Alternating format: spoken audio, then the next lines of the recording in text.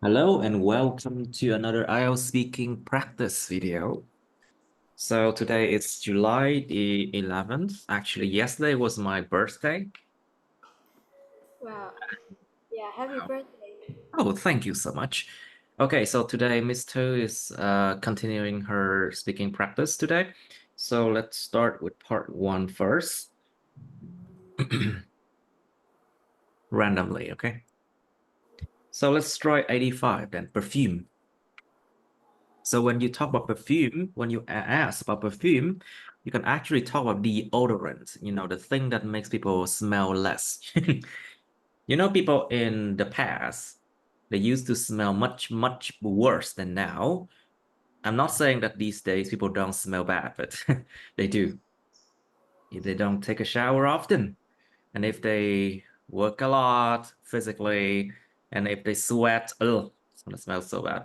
So let's talk about perfume now. So do you use perfume or deodorant?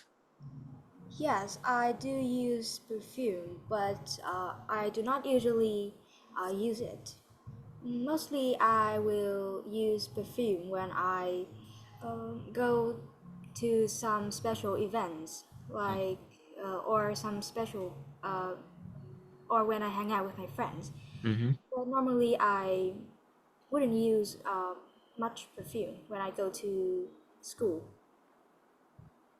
I see. Because everyone would smell bad anyway, you know. Anyway, I'm just joking. Now, so what kind of perfume or deodorant do you like? Well, I do not have a specific brand of perfume that I like. However, I do like types of perfume which have a sweet and a very pleasant smell, something not really strong because You mean minty, yeah, like a mint or some kind of fruity smell? yeah, maybe. Interesting. Now, so what does perfume mean to you? Does it have any special meaning? Or when you look at like us say, a bottle of perfume, does it mean anything to you? Like, for example, is it a tool of to make up or to make you smell better? It's like it's like clothes, when you wear perfume. So basically, when you wear perfume, does it makes you feel better about yourself? Something like that. Does it perfume mean anything to you? Well, to me, I think perfume is just a tool to make myself feel more confident with my smell when I go out in public. When I wear perfumes, I feel I feel like I have the smell that I want, and in those cases, I will feel really confident in when I'm around many people because I know that I smell good. Mm-hmm. I say nobody wants to smell bad. Anyway, so do you give perfume as a gift? Actually, I think yes, I do give perfume as a gift because many of my friends do like wearing perfumes, and they are very selective of the perfumes that they wear. So to them, it's a very special gift, and it also means that I care about them, and I care about their hobbies, their interests. So yeah, I do give perfume as a gift. I see. Now, so that's about perfume. Okay, so 85, that's about perfume. Let's try 86, which is sharing. So do you have anything to share with others recently? Well, a lot of things that I share with other people recently. I think every day I have it's either small trivial matters or important decisions that I have to make. There are many things that I like to share with other with other people recently. A lot of matters. I see. So what kind of things do you like to share with others then? Well, mostly I probably like to share with other people about my study or my just the problems in my life because um, I really like to discuss my study with my friends, and also I like to share my problems with others so that I can seek their advice and Seek. I can seek their advices. I yeah, mean, and that you can seek their advice, their advice. their advice, yeah, and find out the best solution. I see. Now, so what do you think? What kind of things are not suitable for sharing then? Well, I think to me, maybe there are many things that people should keep them personal, private.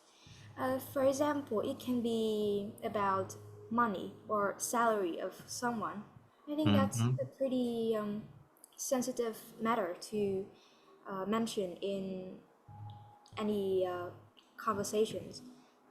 And also, I think there are some personal problems that you should not share with people who you do not trust because you cannot know if they will uh, turn their back on you or not.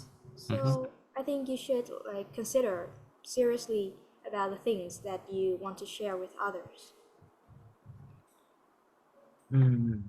So you never want to share those intimate topics with people because you never know. Those things can be turned against you at any time. You know, never know. You know. So and also um, sometimes intimate topics can be inappropriate. You know, it may makes people feel uncomfortable when they hear it. You know. Now, so did your parents teach you to share when you were a child? You know, because a lot of people in Vietnam, they don't do that, you know.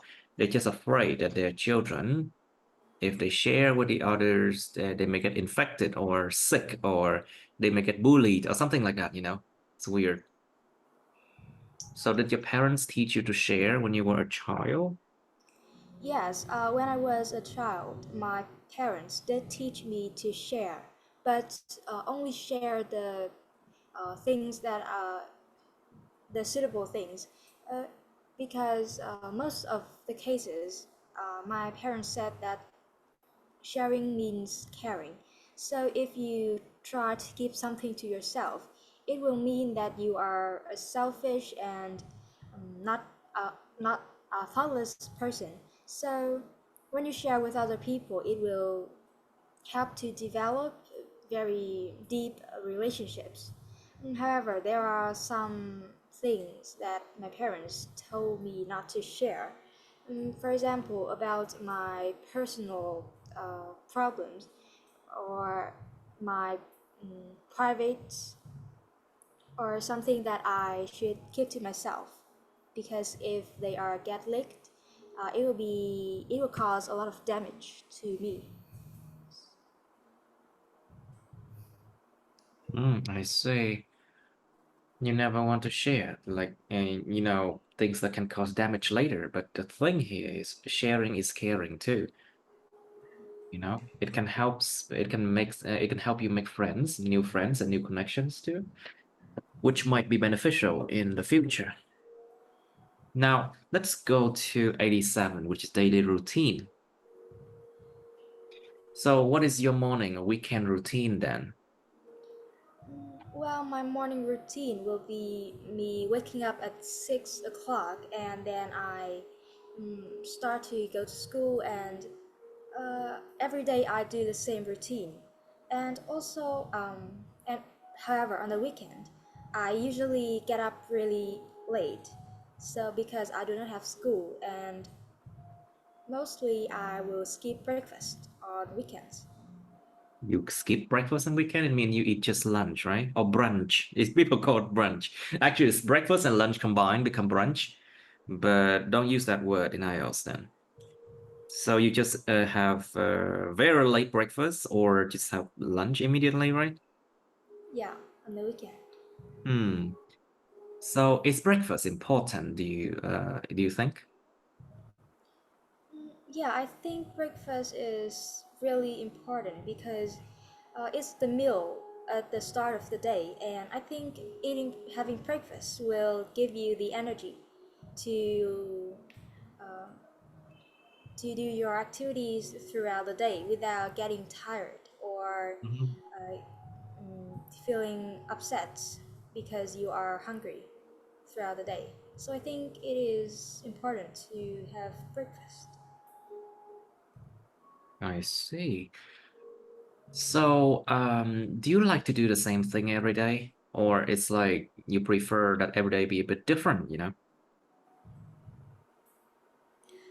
Well, actually, I do not really like to do the same thing every day.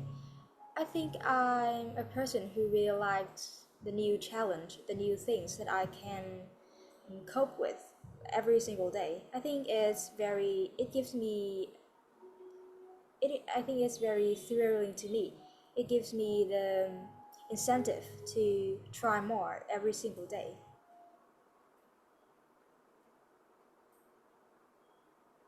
Okay. Right. So do you go to the gym on a daily basis?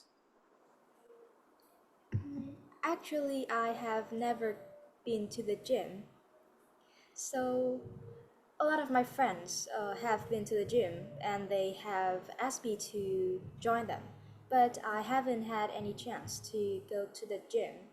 I just do exercise at home on a daily basis rather than go to the gym. Right. So would you like some changes to your daily routine? Or do you think that it's okay the way it is right now? Well, I think right now my daily routine is the best. Is the best for me. I would not like any changes to my routine because because I stick to this routine for a while, and I think it fits me really well, and it gives me an adequate amount of energy to do my activities throughout the day. I think is really helpful to me, my daily routine. So no changes. Hmm. I see. Now let's go to okay, so this one is 87. Let's go to part two now. Where's 38? Hmm. Now let's try this one. 38. Describe a time when you needed to use your imagination. Did we do this one? Did we do this one before? No, we didn't. Okay, let's do this one. I have to ask. You know, maybe sometime you need to use your imagination when it's when you have to face the police, and people lie a lot in those situations just to get out of a fine, to get out of being punished, get out of a fine. Or you need to use your imagination, for example, in something that is creative process, some kind of creative process. You should say what the situation was, why you needed to use your imagination, what the difficulties were about it, and explain how you felt about it. And you have part three of imagination. Do you think adults can have lots of imagination? So once again, it depends on how they were brought up, how they were raised, in what kind of family background, and what kind of educational system, does it encourage them to use their imagination or not?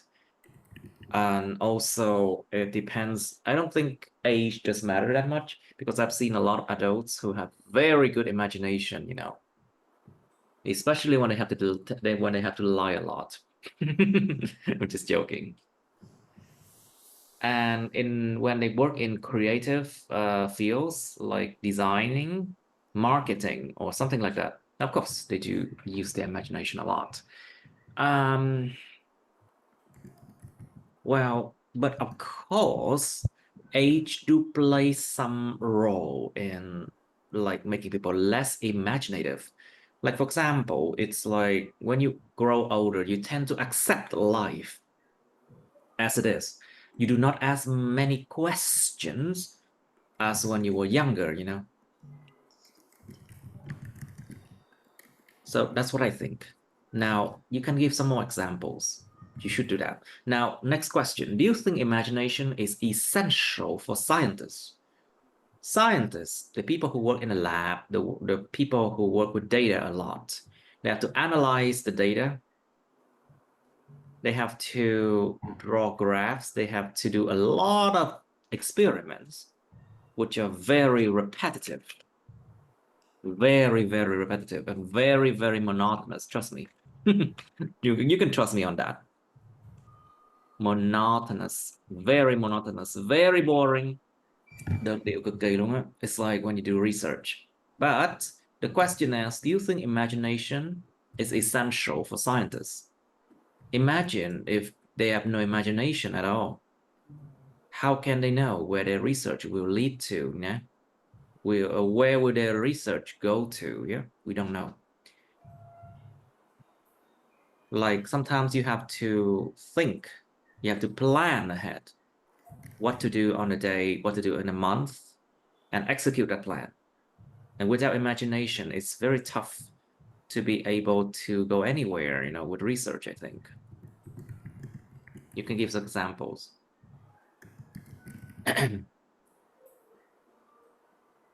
Now, what kinds of jobs need imaginations? This is easy for you. You should be able to do this one.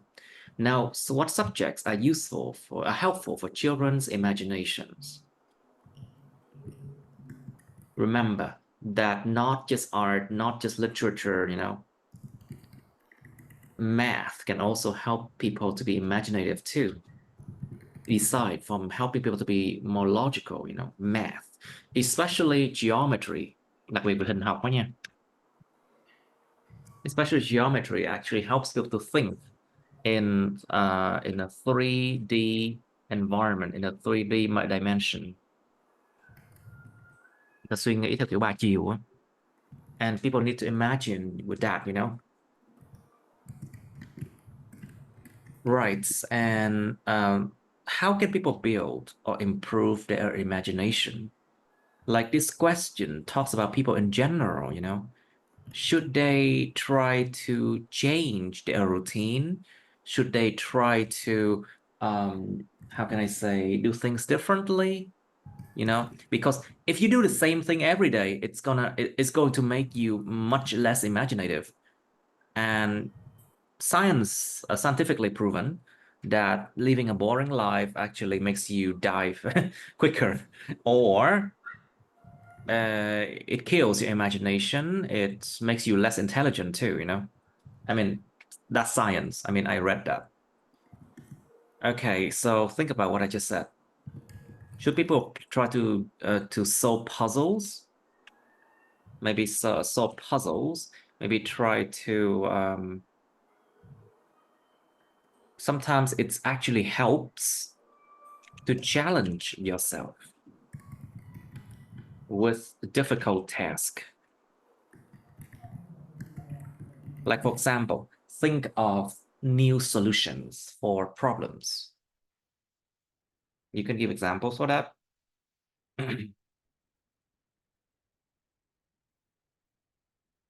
Now, and I can also give you some other ideas.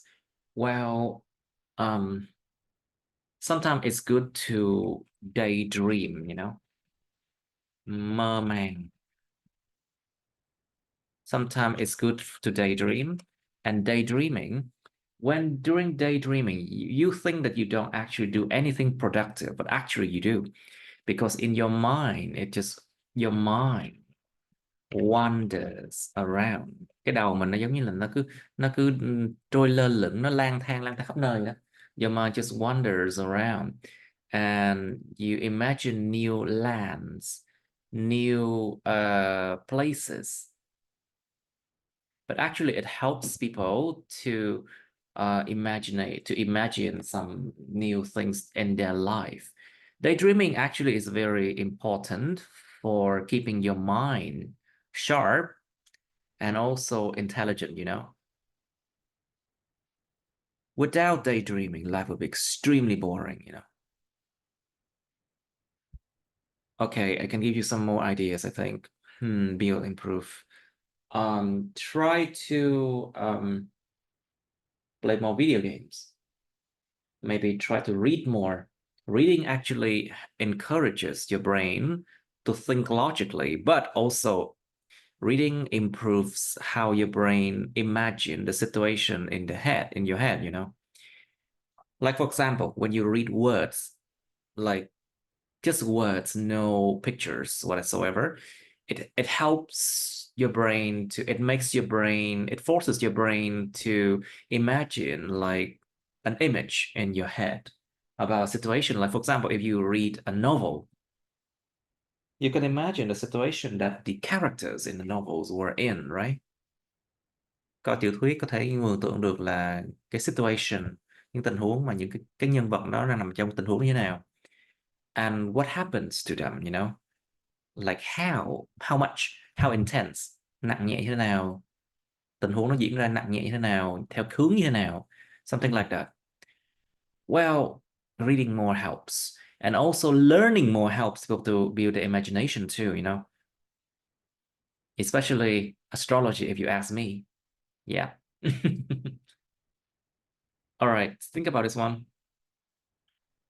Thinking time. All right, Miss Thư, please describe a time when you needed to use your imagination, please. I would like to share a time when I used my imagination to draw what I read in a book as in a book. So at that time, I was assigned a task to read a book and then draw what I can imagine in my mind about what was happening in the book. And I needed to use my imagination to think of the place that the characters had been, and also if I could, I had to draw the characters as well. And the difficulties for me was that the first try was a complete failure. I kept messing up. I kept drawing something that was completely different from what was described in the book. However, after trying a few more times, I started to understand more and to try to draw up a similar image of what was in the book. And this task was a challenging but really thrilling experience for me, because through this activity, I got a chance to think out of the box. I have to use my imagination as much as possible. Okay. And after being through all ups and downs, I realized that I have to try to improve using my imagination more in the future. All right, good enough. Now, so do you think adults can have lots of imagination? To be honest, I think it greatly depends on each person's situations. For example, it can be about their family background or their education systems, or basically just their personalities or their abilities. First, there are many adults who are brought up in creative family, the family who always supports them to be creative, to think outside the box. And also at school, they are also taught to be to think of something different from from what's familiar. So at these cases, adults can have a lot of imagination. On the other hand, there are cases where when adults they do not have a lot of imagination, they just stick to whatever familiar with them, and sometimes they are too busy or just too lazy to imagine something different or to do something different from what they are accustomed to. Mhm. So I think whether adults can have a lot of imagination depends greatly on their um, background or their personality. I see. Depends on the background, the personality, and I also told you that the way they were raised are also, is important. If they were raised in a family that encourages their children to be imaginative, and the parents also imaginative too, then probably it doesn't matter at what age the person's it's going to grow up and be imaginative themselves. So, okay, so do you think imagination is essential for scientists? Absolutely, I think that imagination is essential for scientists because as scientists, they always have to plan ahead their research or their they have to always have to plan ahead their research, and also they have to assess the possible results of those research. So if they can imagine the results and also the risk that may arise when they carry out those research, it will help them to it will help them to be more successful in their research rather than if rather than facing failures when they cannot think of what's going to happen. Also, they need imagination when they have to create new inventions. For example, they have to be really imaginative when they create a new treatment or a new medicine for people. They need to think of all the possibilities or all the risks that they may face. So I think imagination is very important for scientists. Right, I see. Now, so what kinds of jobs need imagination then? Super big question. You can explore many possibilities, yeah? Well, I think at some point, I think all kinds of jobs require imagination. But mostly, I think the jobs that involve designing or marketing or something that is uh, really that has no fixed rules, those are the jobs that will need a lot of imagination because you have you always have to think of the new things rather than something so too familiar with people, as is a part of your their jobs to attract people to the new uh, products, the new inventions that they create. Also, there are also I think the other kinds of jobs such as teachers or uh, engineers. You mean teaching and engineering? Those jobs actually requires both to think of solutions and to prepare new materials, prepare new topics, prepare new solutions to solve problems, you know. Okay, think about some other jobs such as like sales, you know. In sales, you have to be imaginative, so no? Most of the time you have to be imaginative in order to think of a way to persuade people, persuade people to buy things, you know. Or I think most of the manual labor jobs does not require that much imagination, right? So repetitive jobs, những công việc phải lặp đi lặp lại hoài á, nó sẽ không có cần phải tưởng tượng nhiều.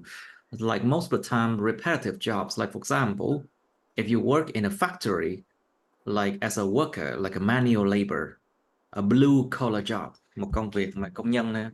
Like if you work as a blue collar worker, a blue collar job, normally you would not need imagination because you keep doing the same exact thing every day, you know, except from when there's some changes, you know.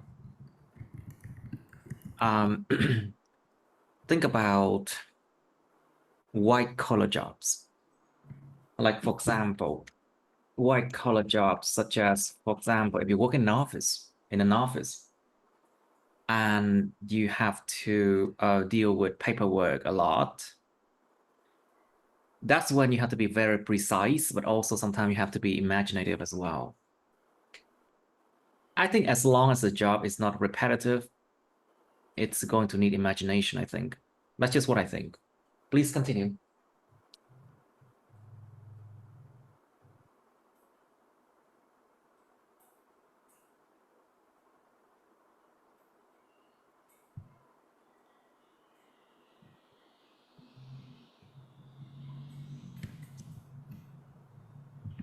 Hello? Yeah. Yeah.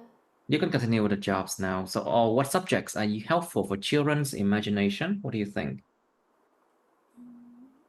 Well, I think that the subjects related to science will be really helpful for children's imagination.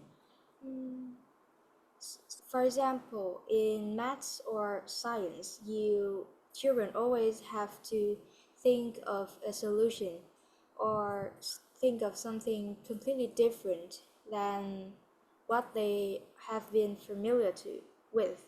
And with each task, they have to come up with a new idea to solve the task.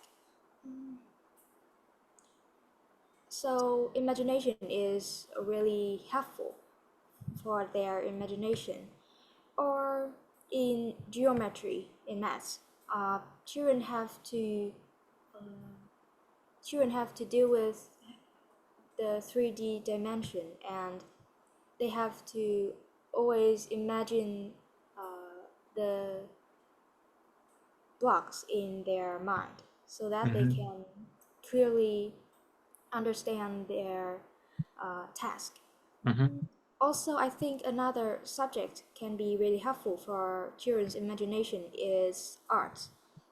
In arts, they have no specific rules, so you can draw whatever you want, whatever your mind takes you to. So I think arts will, along with science subjects, are helpful for children's imagination. I see.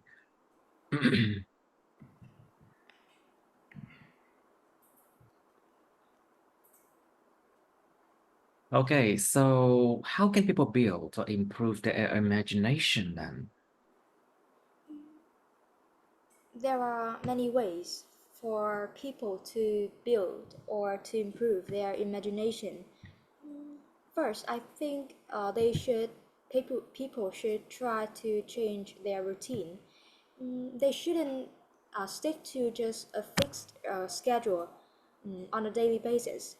Instead, they should try to do something different, just a small activity throughout the day, and then gradually you will people will find themselves become more imaginative in whatever activities they do. Moreover, I think people should challenge themselves in situations that require imagination. Maybe they can try to solve puzzles or try to read books, because I think that these two activities can really be beneficial for people, as they have to imagine the the places or the characters in the books, and also they have to imagine the whole picture of the puzzles before they can actually they can actually solve that puzzle. And also, for some people, they just let their mind wander around. They do not confine themselves to any fixed situations. They just try their best to let they just they just try their best to think of new and different things, rather than something that they are so familiar with. So I think, yeah, for different people, they have different ways to build and improve their imagination. I see. Well, that's 38. Let's go on now. Let's try 42. Did we do 42 before? Describe a perfect job you would like to have in the future. No, we did. We haven't. Yeah. Okay, let's try 42. Describe a perfect job you would like to have in the future then. I mean, but at your age, you should probably have some ideas about a perfect job. It doesn't have to be correct. Like, it doesn't have to be accurate, like in reality, which one is perfect, you know? Just imagine a lot. Don't worry about it. You should say what it is, how you knew it, what it is like, and explain why you think it's perfect. Well, there's some jobs that seems too good to be true, you know. Có một số công việc nó nghe nó quá dưng, nó quá ổn, quá tốt để mà nó gọi là có thật. Too good to be true. Like for example, YouTubers. People think that YouTubers make lots of money, but no, it's not true. It takes a lot of work, very, very hard work, to be able to create like hot contents on YouTube, you know, or on TikTok, or on Twitter, or on X, social media apps, you know. So it's never that easy. Oh, trust me, because I've been on YouTube since 2008, so it's been 16 years.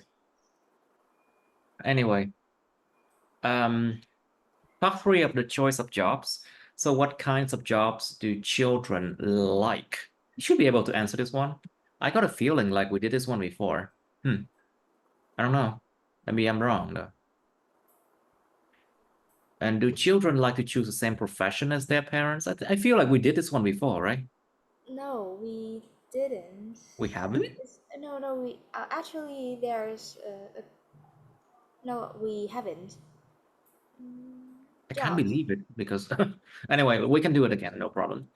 Do children like to choose the same profession as their parents?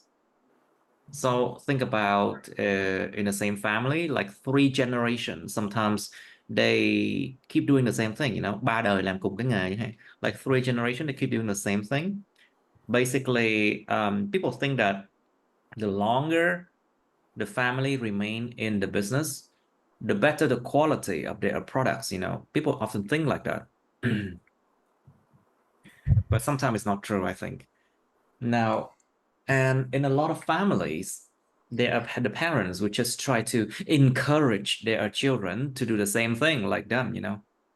And often it doesn't end well, you know. Now, think about the children's side. Do they like to choose the same profession as their parents? It also depends, I think, on a lot of cases.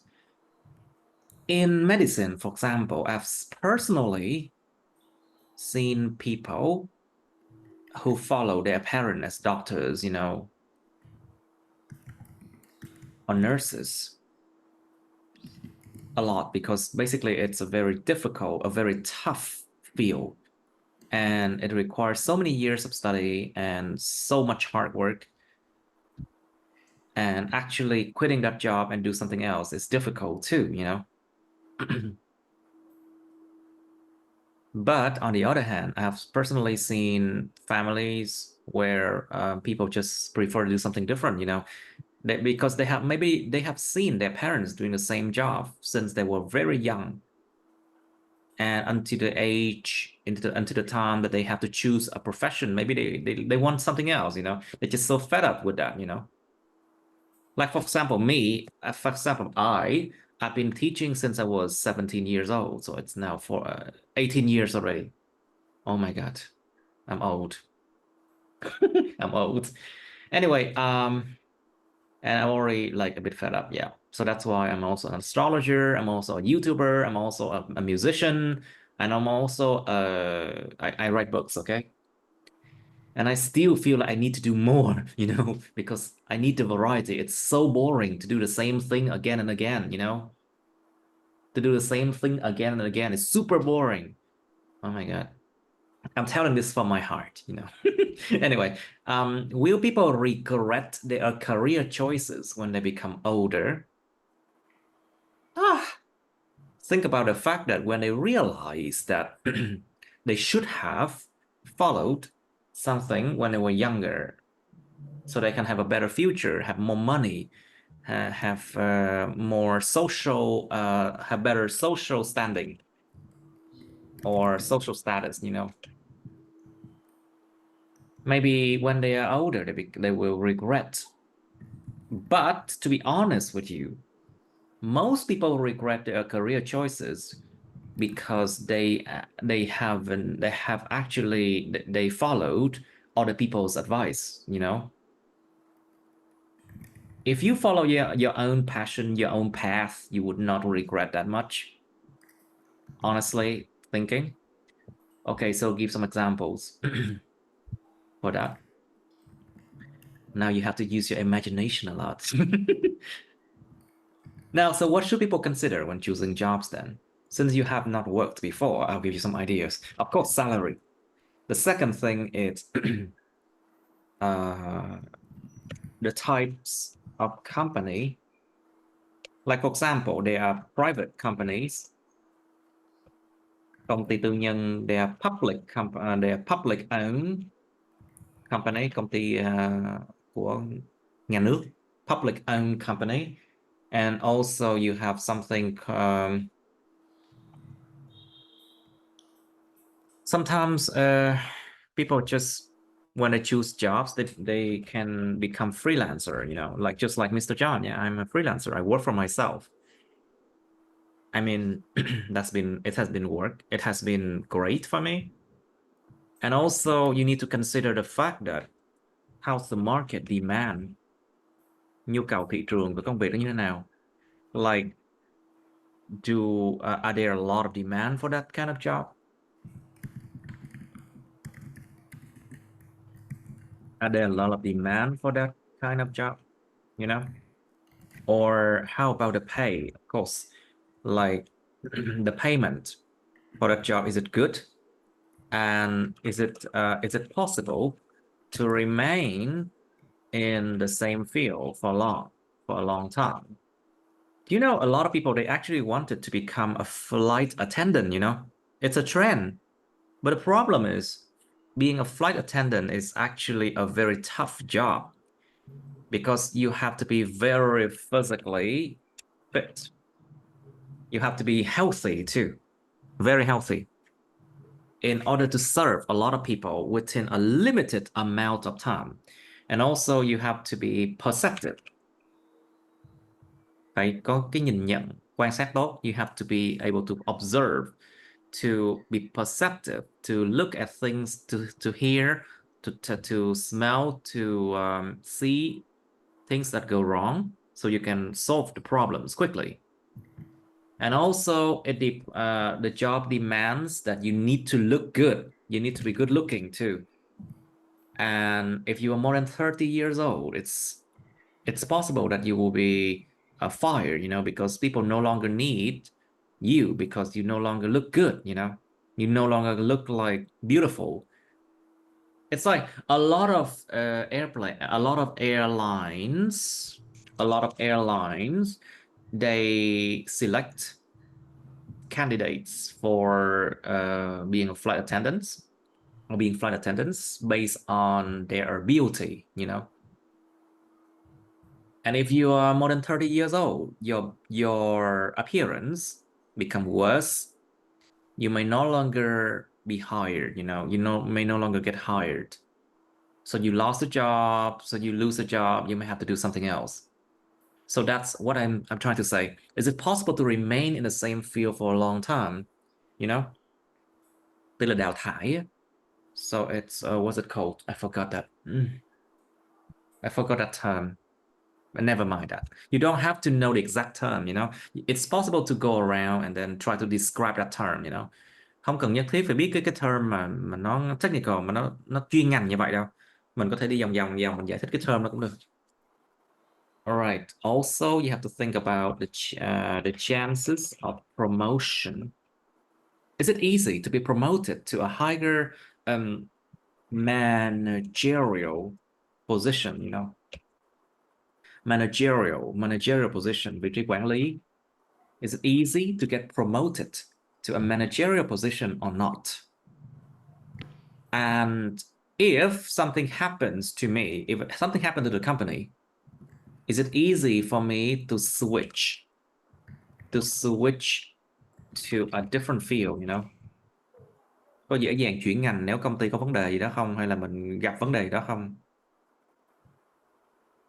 That's important, you know, because you don't want to choose jobs that is too specific, you know.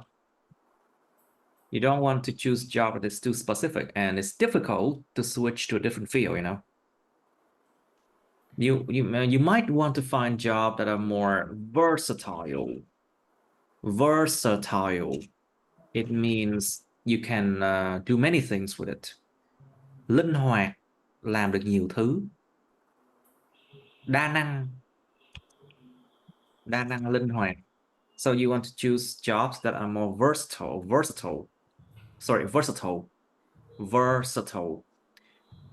because you might have to switch to other kind of jobs from there, you know. And also think about insurance, benefit package, gói lợi ích. Like benefit package includes what?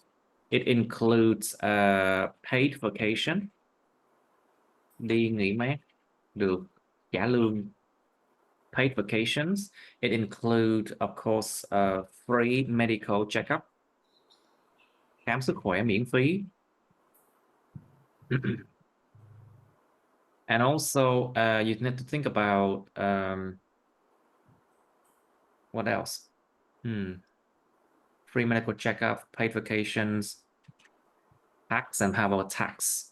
Do the company pay tax, you know, income tax? And how about that? But to be honest with you, when I choose jobs, I would look at the company, the boss. Who's my boss? Okay. Because most of the time people quit because of their boss, you know, not because of salary, but because of their boss. All the stress, everything, well, it's worth it to do that job. But if your boss is crazy, it's not worth it, you know.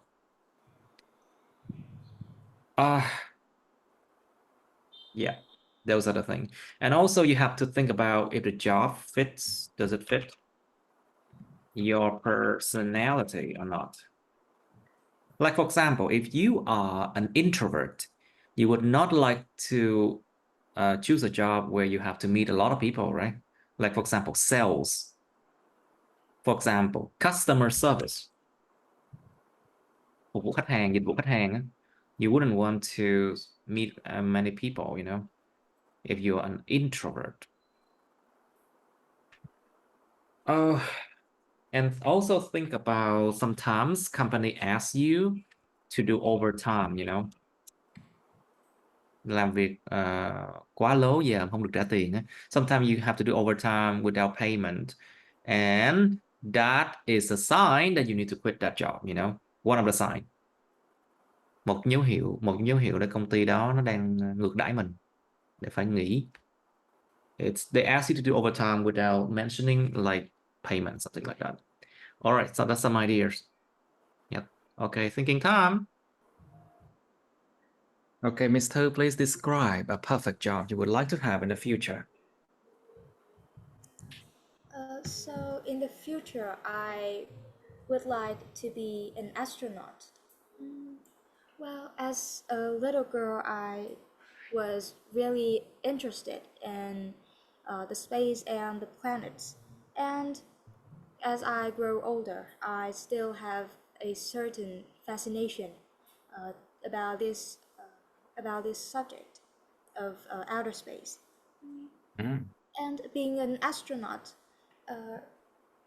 can give me a chance to explore the space, something different from the Earth that I am living in, and I feel like the space is full of mystery, and I am really looking forward.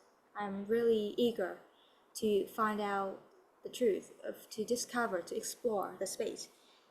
And I think the most important reason for me to think it is perfect is because of the space weightlessness. And because of it, I can really float around, and I just can. I do not need to walk. I just float around and maybe fly to wherever I want without having to sweat spend on walking. Also, I really like to see if there's aliens in the outer space, and also Exactly. about the planets and or the moon or the Mars. Not many people have a chance to go there, so to be an astronaut would be a perfect job for me.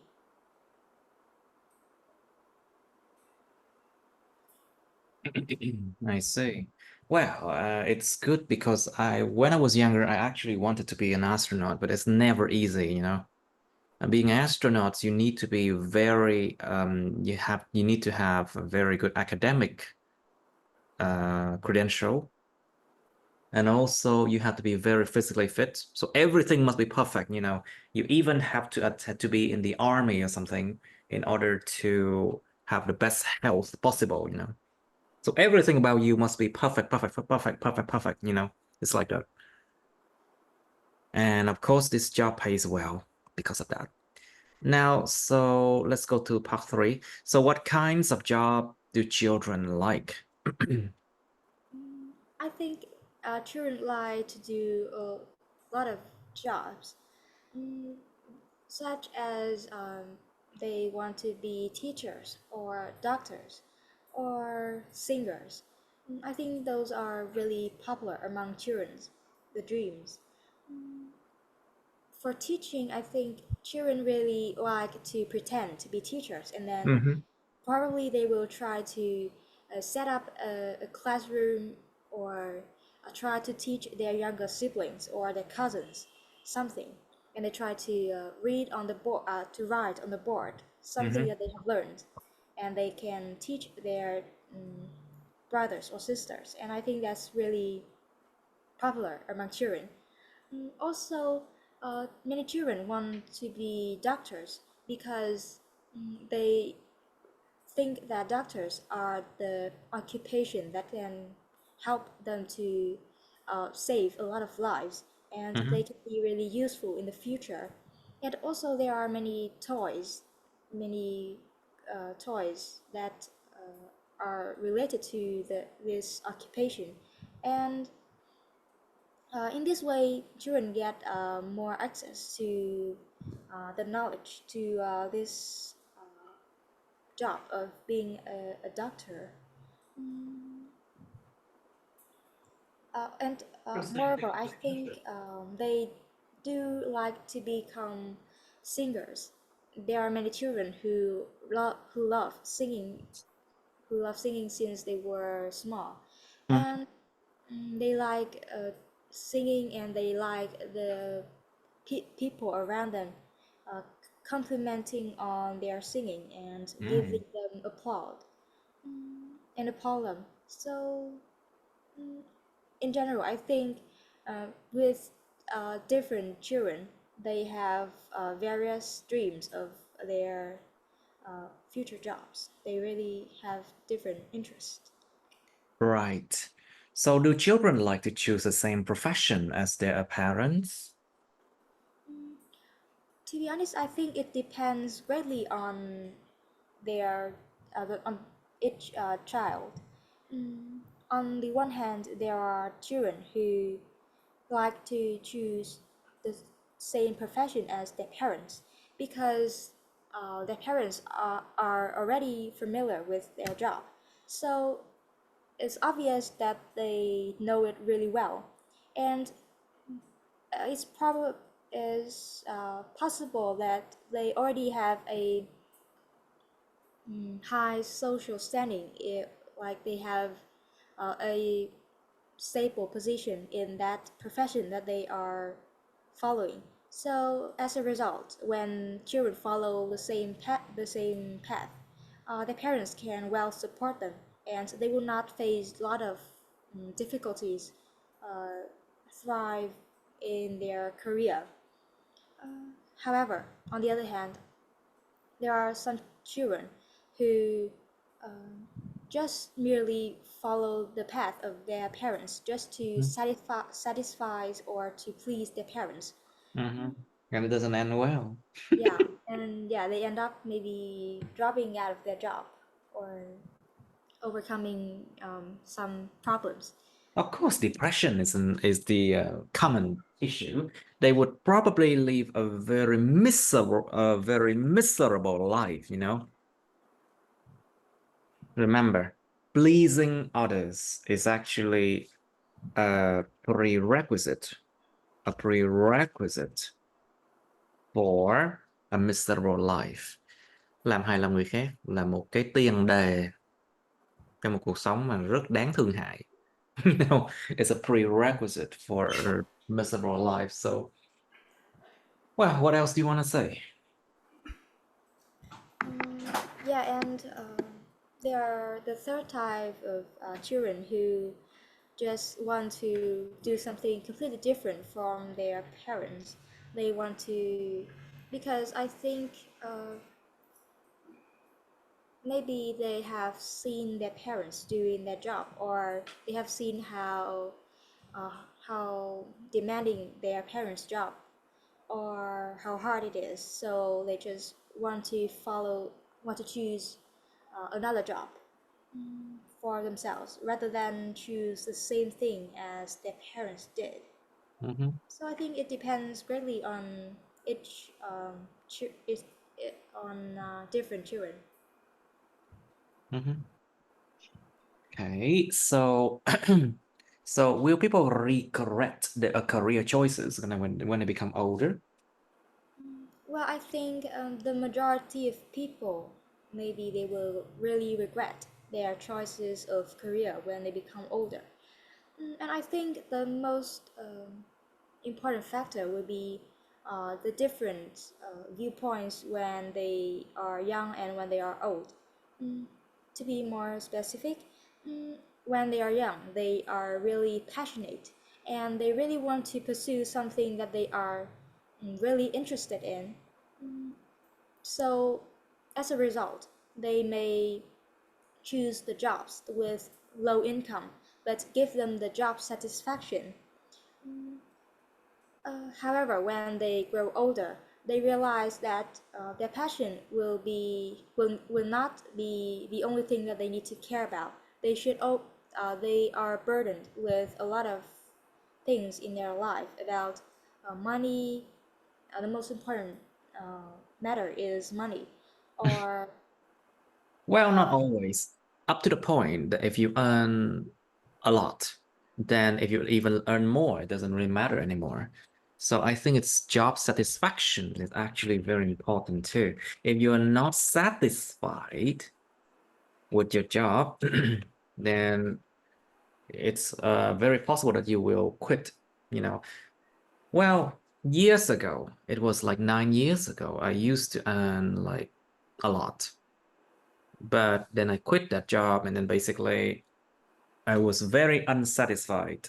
I was very dissatisfied with that job. So money doesn't matter anymore. And I just decided to quit, So for me, job satisfaction is very important too. You have to understand that the job is not just to earn money. It has to serve some kind of purpose that you're trying to do, It has to be purposeful. It has to be purposeful. Nó phải có một cái mục đích nào đó mà tại sao mình làm công việc đó. Maybe because it helps you learn, it helps you improve yourself, something like that, Anything else?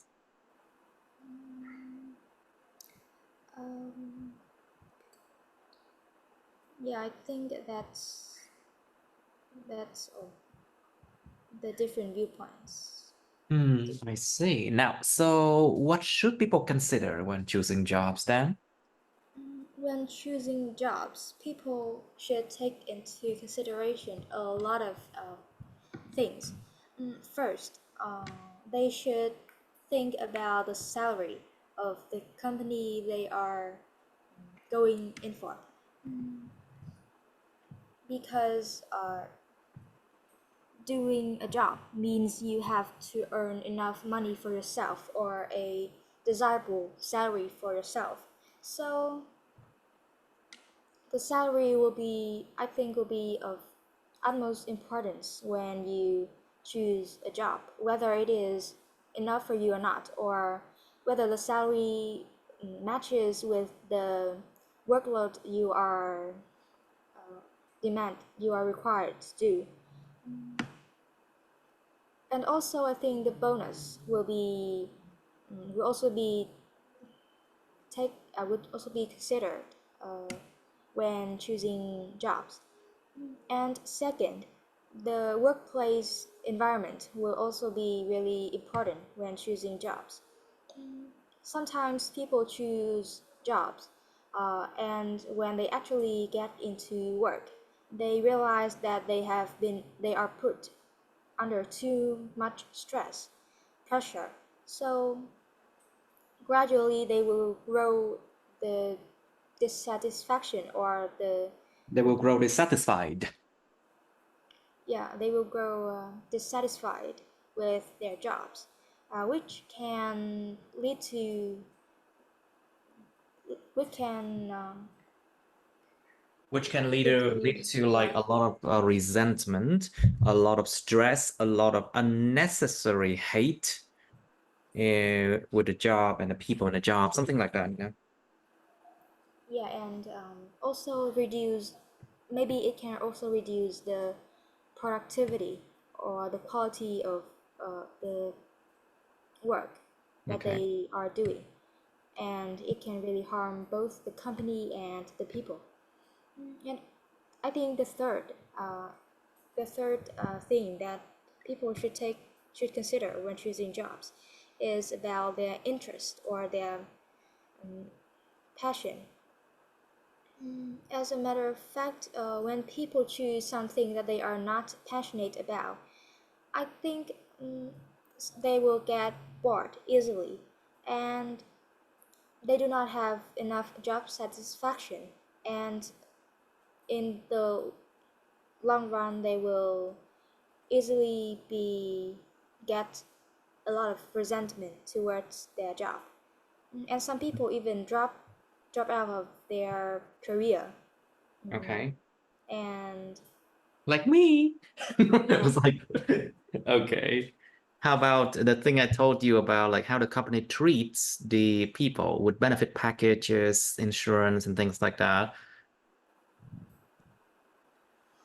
They have to follow those things. It's like according to the law, they have to do that. But it only applies if you are a full-time worker. If you're a part-time worker, then those things does not apply. But the thing here is, if you work full-time, people can exploit you a lot for all those benefits. Anyway, so Let's go to the next one. Okay, so 42 is done. Okay.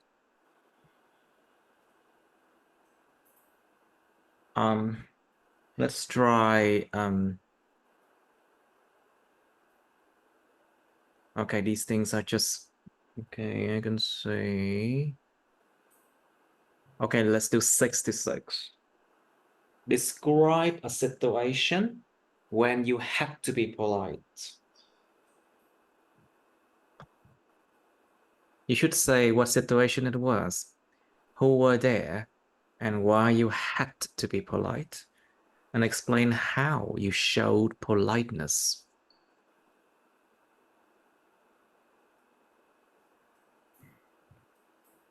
Okay, part 3. Do you think that politeness is a necessary thing to learn in this era? Why not in this era? Which means like in this era, people text a lot. People use AI, a lot. And a lot of people don't even know how to speak. Think about your generation. A lot of people who doesn't really have these skills, they have no social skills. They don't even know how to speak Vietnamese properly,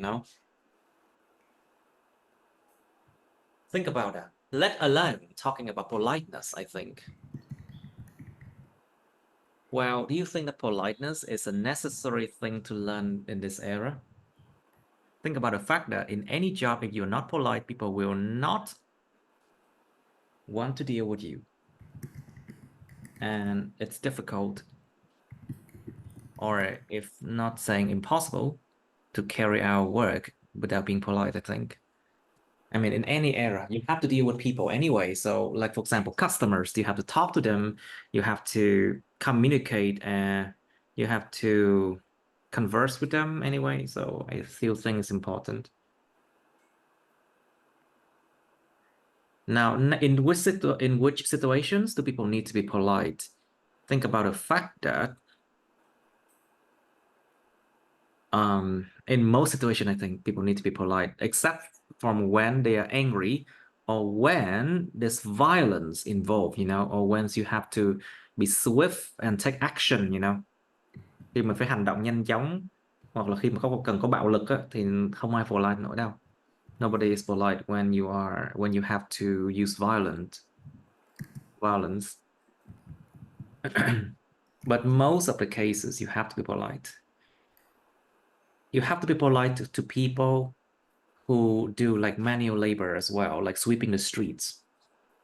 Otherwise they would feel very bad about themselves, You don't want that. And also you have to be polite to people who doing a service for you, because you don't want their service to be bad, You don't like, for example, you don't want them to do bad things to you because they are doing a service for you,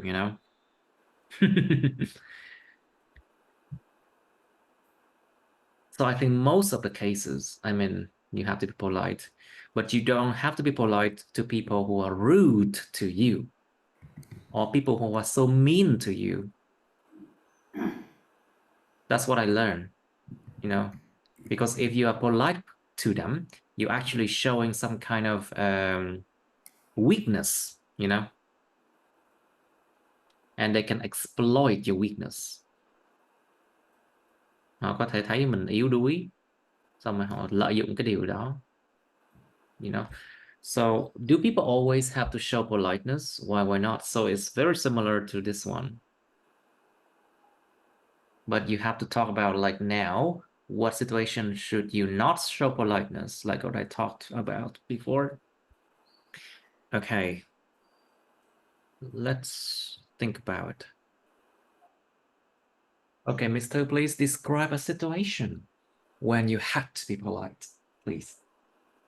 So I'm going to talk about a situation when I had to be polite. Is that when a waiter dropped a plate of food on me. So it was a Saturday night, and I went out to have dinner with my friends. And it was because it was on the weekend, so the restaurant was really crowded, full of people. So it is understandable that the waiters, the waitresses were really busy, and sometimes they can make mistakes. So I was just sitting on the table for about 5 minutes, and then we ordered food. And then when the waiter came to me, and he accidentally dropped food on my shirt. At that time, I took a lot of time choosing my outfit for that night. So definitely, I at that time I was really upset and a bit annoyed by this behavior. However, I realized that I had to be polite because, after all, it was not entirely his fault. He didn't mean to intend to do that to me because he was really busy, and maybe. And later, she explained to me that he was a bit tired because he had to work all day. So making mistakes was unavoidable. And to show my politeness, I didn't make a fuss over that matter. I just asked for a towel and then tried to remove the stain from my shirt. And Hmm. then he apologized to me, and it's all, and there's nothing more to say about it. So that's a situation when I find myself having to be polite. Interesting. Well, I hope that you still come back to that place. Maybe you don't. Anyway, so do you think that politeness is a necessary thing to learn in this era? Why not? Definitely, I think politeness is really necessary to learn, not only in this era but in all time. Because being polite means you are really, I think being polite means you are well educated and you know how to behave in public. And politeness is a sign of your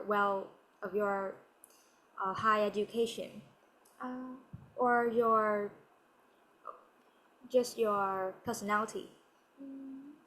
And if you are not polite, it is really easy to offend other people around you. And as a result, gradually you will receive no respect from the other people. And then you can no longer build up any relationships, any uh, deep relationships with any people, but just stay on your own because of your impoliteness. Mhm.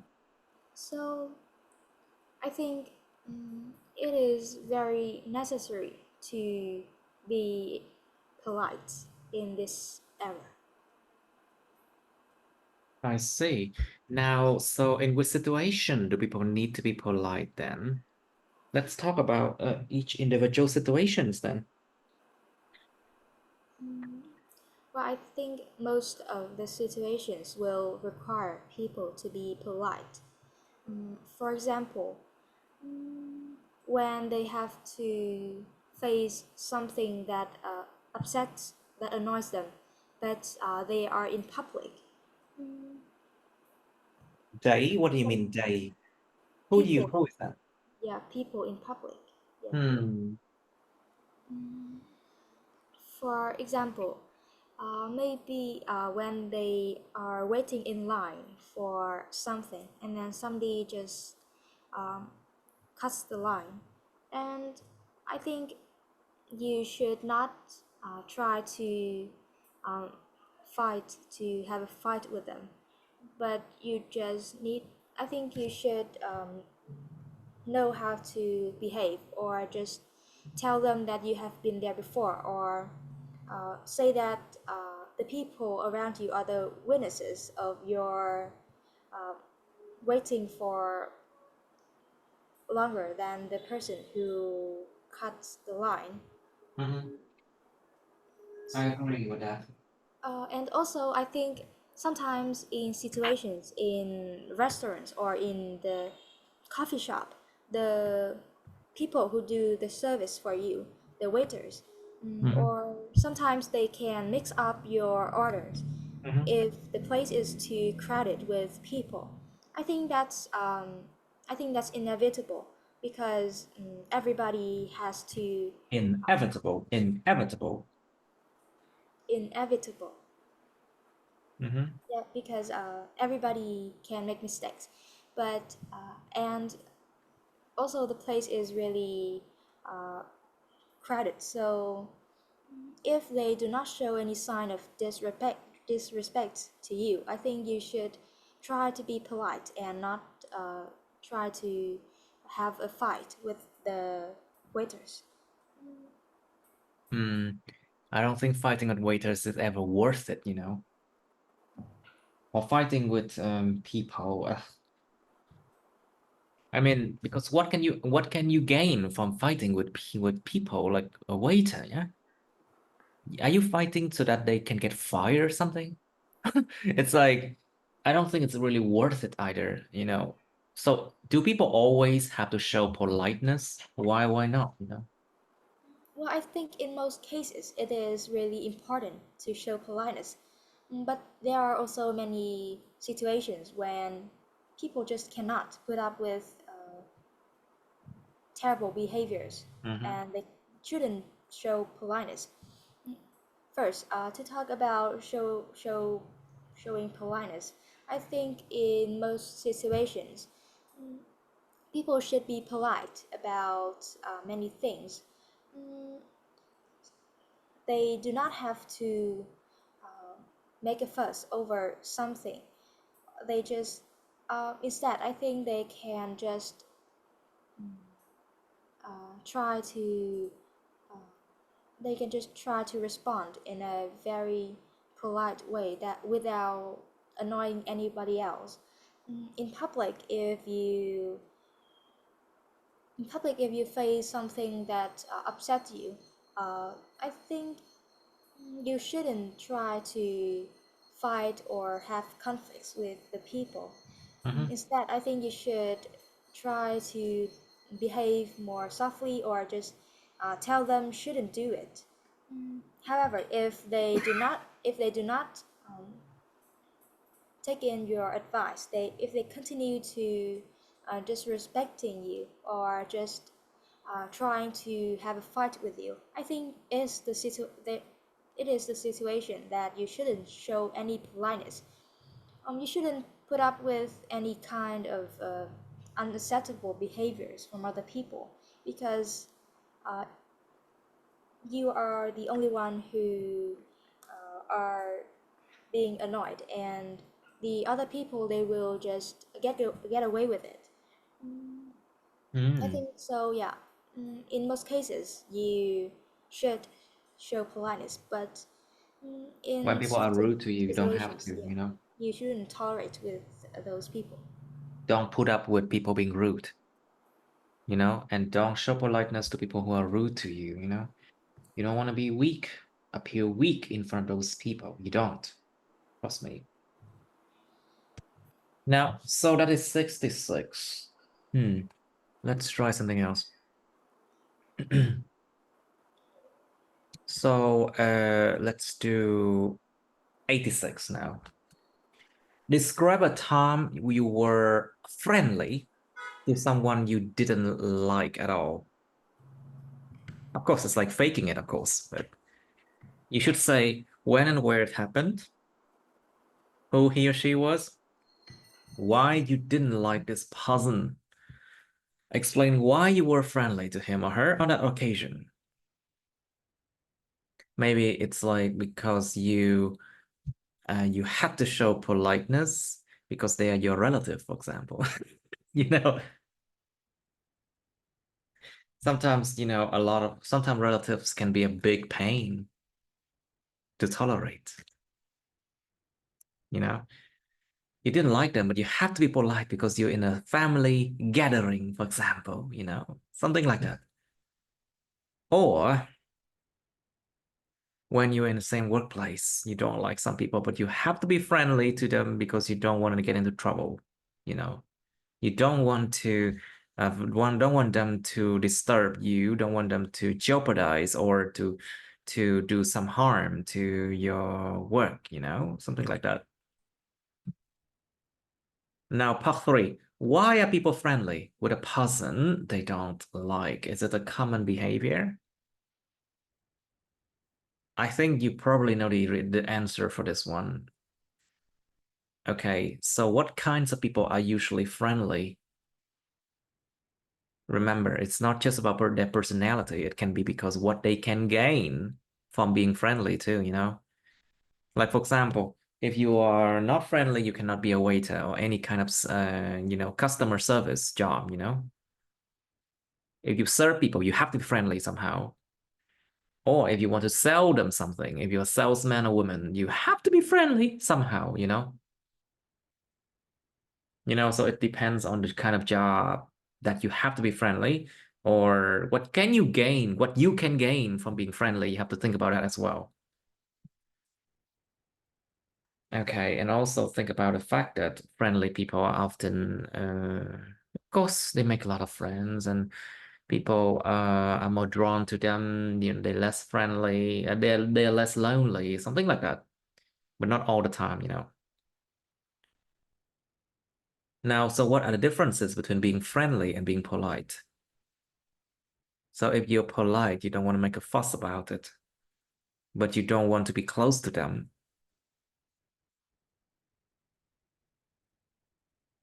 So I think you do know the differences, and you should give examples. Like I can give you an example. Like, for example, if you meet people you don't like, you can just smile at and then say hi to them. That's being polite. But you don't want to sit next to them. No, you don't. You absolutely don't want to sit next to them. If you sit next to them, that's being friendly. Okay. Okay. So what do you think of the people who are always straightforward? Straightforward here means they don't lie. They say whatever they think immediately, without any restraint at all. Có gì nghĩ trong đầu là cứ tuôn ra hết. Không có gì mà nó chặn lại đó. No restraint. So what do you think of the people who are always straightforward? Look at this one. Always straightforward. Like, there's some situation when being straightforward does not work, or it does not result in anything good. For example, when you comment on the clothes or the work of someone or the appearance of someone, if you're too straightforward, people will hate you forever. Think about that. Or if you are in the service sector and then you are being too straightforward, customers gonna hate you, of course. If you are a doctor or a nurse, and you're being straightforward, saying that the patient will not survive, they will die, probably the people will be very, very sad. This typical, like, this is a very classic example of being straightforward or not. Một cái ví dụ rất là classic luôn, một cái ví dụ rất là kinh điển luôn á, về cái chuyện mà có nên là nghĩ gì nói đó không, hay là nên nói giảm nói tránh, hoặc là nói né đi. All right, so what do you think of the people who are always straightforward? Yes, it's a question. Being straightforward is good, yes. But a lot of cases, it actually ends badly for you. You can be straightforward when people ask you to be straightforward. Because most of the people, they cannot handle honesty. Phần đông con người ta không thể nào mà xử lý được, người ta không thể nào chịu nổi. Most of the people cannot handle honesty. And you're too honest, you're too straightforward, people will hate you. People like to hear lies because lies sounds much better to their ears. Lying sounds better to their ears. Now, do you have some time to think about 86 now? Okay, Miss Thư, please describe a time when you were friendly to someone you didn't like. So, I'm going to talk about a time when I had to do a presentation with one of Presentation is presentation. presentation with one of my classmates that I didn't like, but I had to be friendly to her. So I was assigned to do a task with in a group, and I had to do it with one of my classmates, and she was really notorious for her dishonesty. She was Dishonesty. dishonesty. She was always trying to show her fame or to show off her fame and her wealth, while in fact she was not. She was just faking it all. So not only me, but many of my friends didn't like her.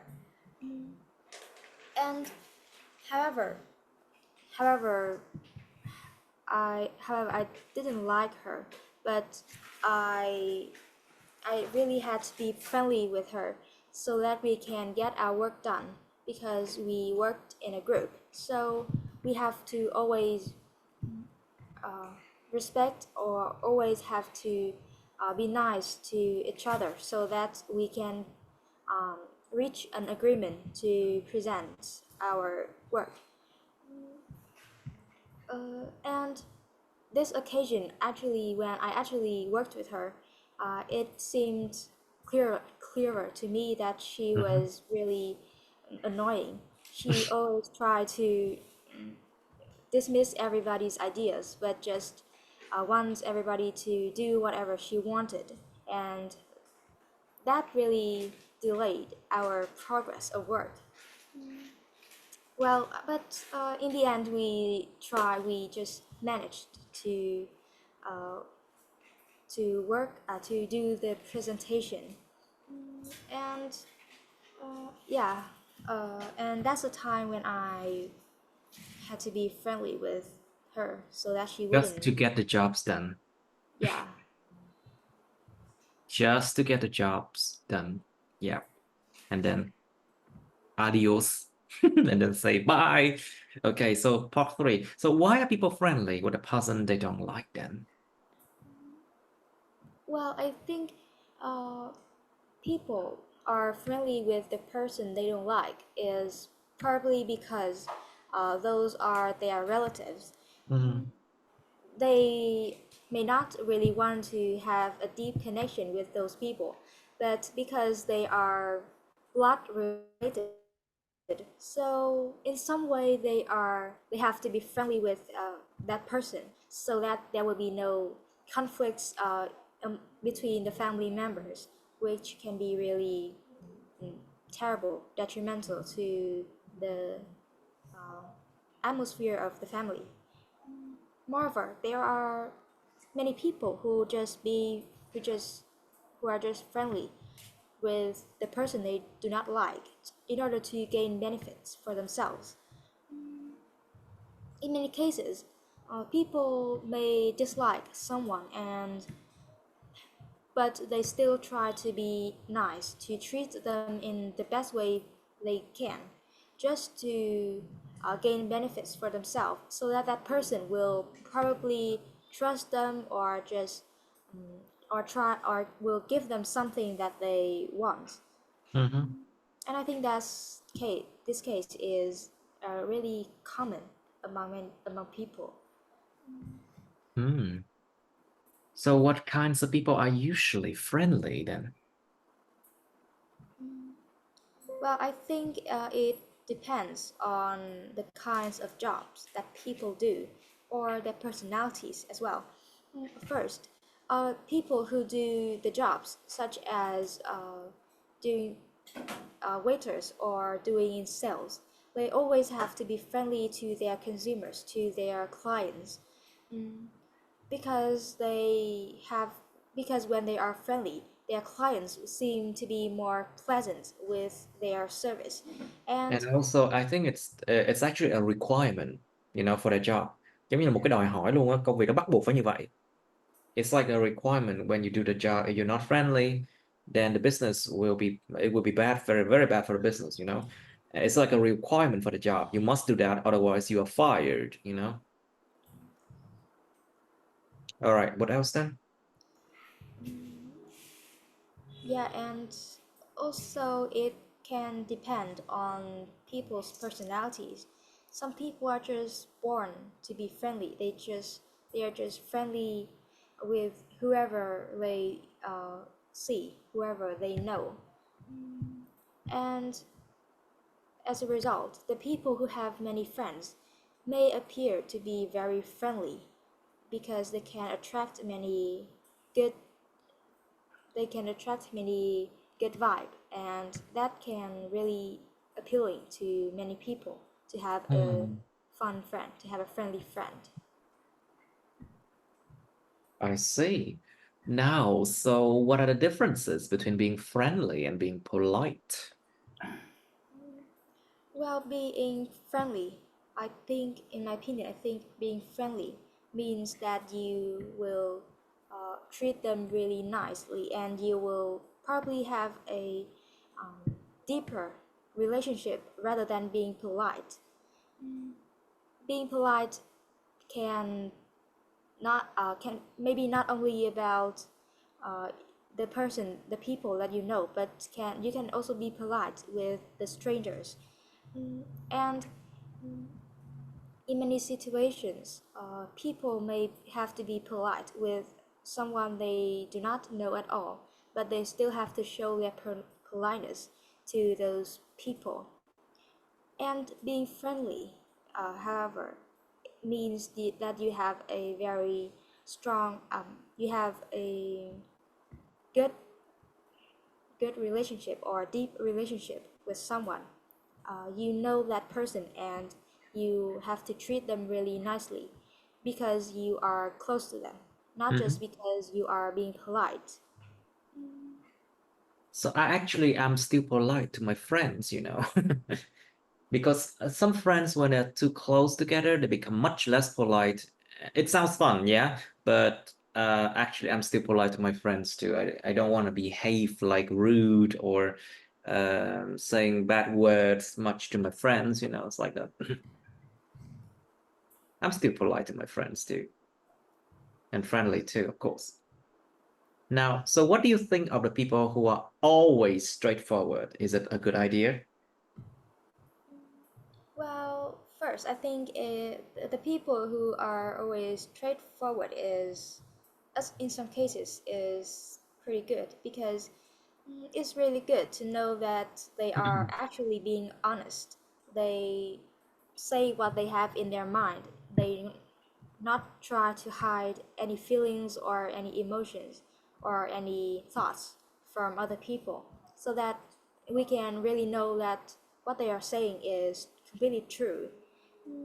However, sometimes being too straightforward means that you are can mean that you are being insensitive in Mhm. some cases, because Insensitive to the feelings of the others, and it can yeah, hurt them, yeah? yeah, and you can hurt or offend the people that can hear what you are saying. And I think, for example, there are,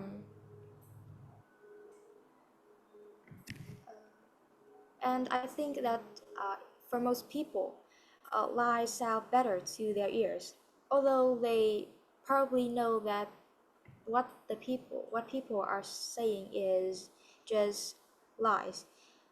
They still want to hear it rather than some uh, hurtful truths. So I think being straightforward can be a really good trait of some people, but I think you should just be like that in some cases, and in others you have to be really sensitive, or you just need to consider the other people's feelings before saying something that's in your mind without considering anything else. Hmm. Interesting. So can you give us some examples when being straightforward can backfire or can do more harm than good? Mm, in for example, I think they shouldn't be really straightforward.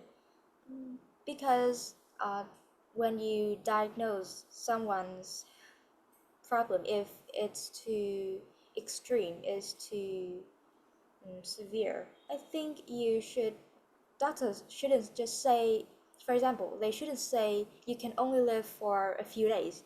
Rather, I think they should try to minimize the importance, minimize the matter, and try to say it in a way that can encourage the patients to try, so that they will not give up hope, and they will probably continue fighting the Sorry, I diseases. think your connection is cutting off sometimes too. Okay, so continue what? Say again? Yeah, and the doctors and the patients. Uh, I mean, doctors shouldn't be too straightforward. I think they should say in a way that can encourage the patients, so that they will not give up hope on themselves and will probably continue fighting their diseases and may stand a chance of surviving. I So see. Okay, I think it's good enough for 86. Okay, did I write it down? Yeah, 86. Okay, I did. All right, we can end it here.